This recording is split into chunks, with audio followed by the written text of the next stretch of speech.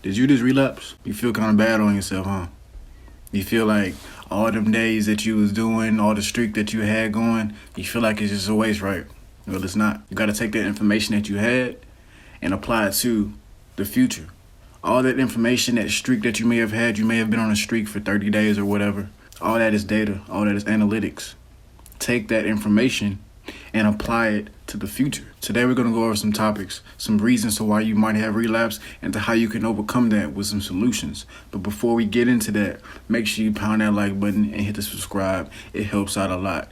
First and foremost, you're lazy. Yeah, we just got to keep it a stack. When you come to this channel, we hold each other accountable. You're lazy, and more times than none, you're bored. So I got this right here. You're lazy and you're bored. You need more hobbies. You need more hobbies. Straight like that. And as we go through the video, I'm going to be jotting down different things because people are very visual. You know what I'm saying? Men, we think logical. We don't really think emotional like women do. We think logical, so we need things that can make sense so we can learn and follow along. Because I'm trying to help y'all get better. I'm using all the things that I have used in my life and my downfalls and my trials and tribulations. I'm taking them and I'm bringing them forward to you all. Straight like that. So the reason I say you need to get more hobbies, I was on a consultation call yesterday when I asked one of the guys, I was like, yo, why do you think that you relapse a lot? And he was like, well, I'm just bored.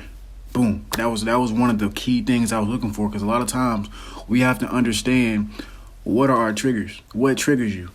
What triggers you to relapse? What triggers you to make you want to go and watch porn? I'm aroused, I'm horny, let me go ahead and spank the meat, let me go ahead and just whack off. That's a lazy approach. When you could have put that energy, that horniness that you was feeling into a business, you could have been putting that into your workout, you could have put that into whatever.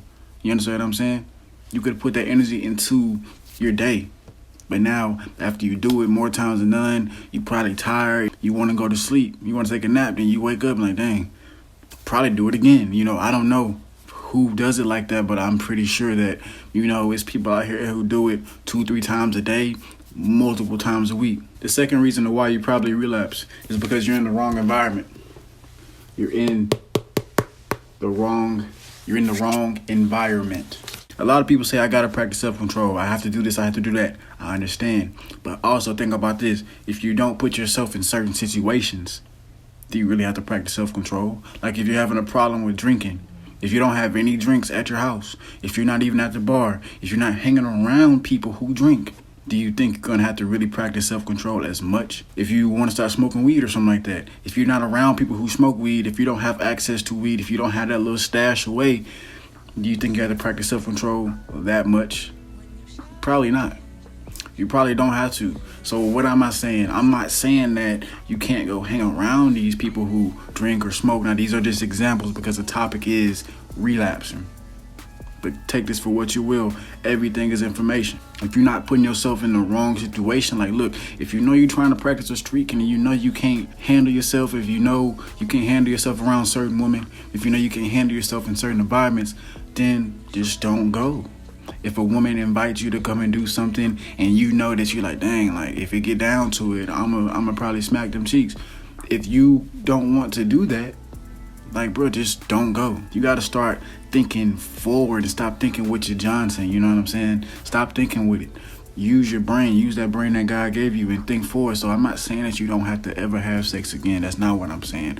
But what I'm saying is, while you are on this semen retention journey, while you are on this no-fap journey, you should not put yourself in the wrong situation. If you notice before you go to sleep, every time you start to whack off, you start to spank your meat, or even when you wake up in the morning, that's the first thing you do.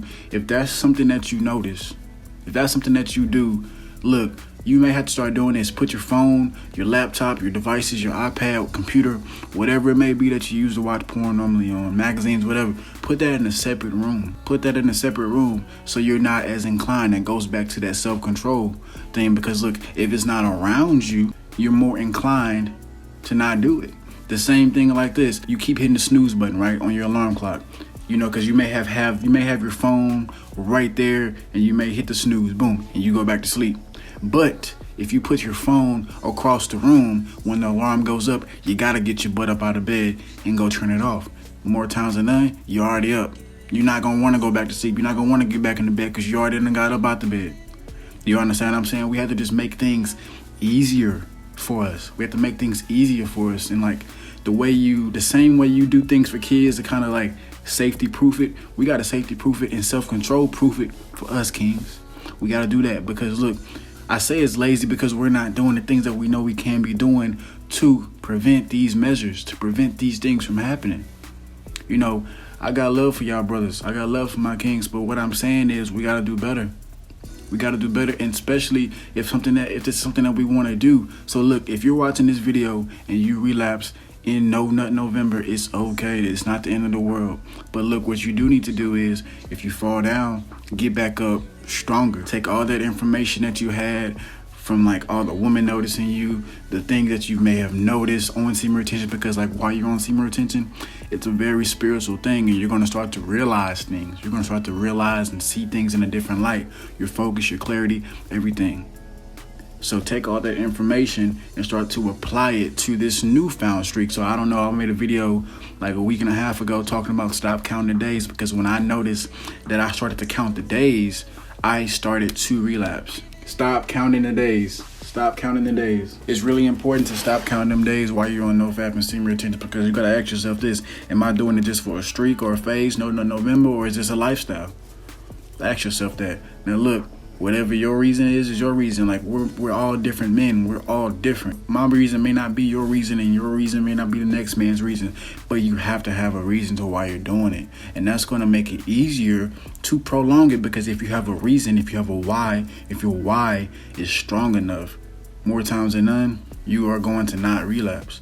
Look, kings, if you made it this far into the video, I want to give y'all some game talk to you one-on-one. I'm talking to you like we face to face right now. Get some hobbies. Get up, make it easier for yourself, because look, I know that you want to go on them long streaks. I know you want to hit them goals. I know that you want to do these things, but it's going to take work. It's going to take sacrifice, delayed gratification, the instant gratification, and how everything is kind of hypersexualized, from social media to ads to movies to music to everything.